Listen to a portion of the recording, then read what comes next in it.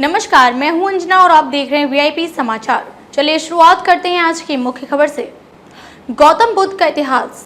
इनका जन्म लुम्बिनी में 563 ईसा पूर्व इक्ष्वाकु वंशीय क्षत्रिय शाक्य कुल के राजा शुद्धोधन के घर में हुआ था। उनकी माता का नाम महामाया था, जो कोलिय राजवंश से थी। उनके जन्म के 7 दिन बाद निधन हो गया। उनके पालन पोषण महारानी की छोटी सगी बहन महाप्रजापति गौतमी ने की। 29 वर्ष की आयु में सिद्धार्थ विवाहोपरांत एकमात्र प्रथम नवजात शिशु राहुल और धर्मपत्नी यशोधरा को त्याग कर संसार को जरा मरण दुखों से मुक्ति के मार्ग और सत्य दिव्य ज्ञान की खोज में रात्रि में राजपाट का मोह त्याग कर वन की ओर चले गए।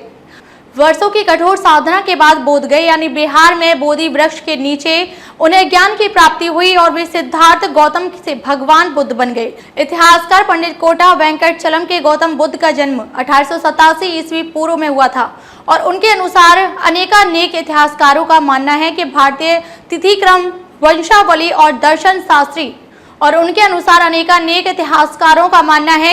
भारतीय तिथिक्रम वंशावली और दर्शन शास्त्र के बुद्ध निर्माण की यही तिथि सिद्ध होती है।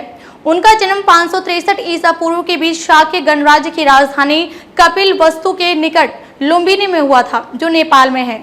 इस स्थान के समीप स्थित था।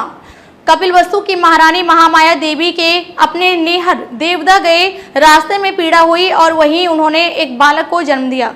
संस्थान का नाम सिद्धार्थ रखा गया। गौतम गोत्र में जन्म लेने के कारण वे गौतम भी कहलाए। क्षत्रिय राजा शुद्धोधन उनके पिता थे। पारंपरिक कथा के अनुसार सिद्धार्थ की माता का उनके जन्म के 7 दिन बाद निधन हो गया था। उनका पालन पोषण उनकी मौसी और शुद्धोधन की दूसरी रानी महाप्रजापति यानी गौतमी ने किया, जिसका अर्थ है वह जो सिद्धि के लिए पैदा हुआ हो। जन्मोत्सव के दौरान साधु दृष्टा आसित ने अपने पर्वत के निवास से घोषणा की कि बच्चा या तो एक महान राजा या एक महान पवित्र पथ प्रदर्शक बनेगा के लिए आमंत्रित किया गया।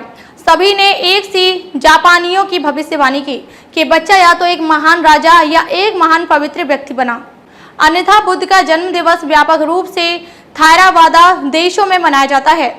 सिद्धार्थ का मन वाचन से ही करुणा और दया का स्रोत था। इसमें उनके सांकेतिक जीवन की अनेक कहानियां का परिचय दिया गया है। घुड़दौड़ में जब घोड़े दौड़ते हैं और उनके मुंह से झाग निकलता है तो सिद्धार्थ उन्हें थका देता है, जहां रोक देता है और उभरी हुई बाजी हार जाती है।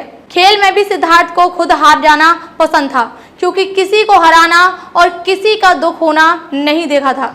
सिद्धार्थ ने चतुर्थ भाई देवदत्त को तीर से घायल हंस की सहायता की और उसके प्राणों की रक्षा की। राजा शुद्धोधन ने सिद्धार्थ के लिए भोग विलास का प्रशासन करवाया।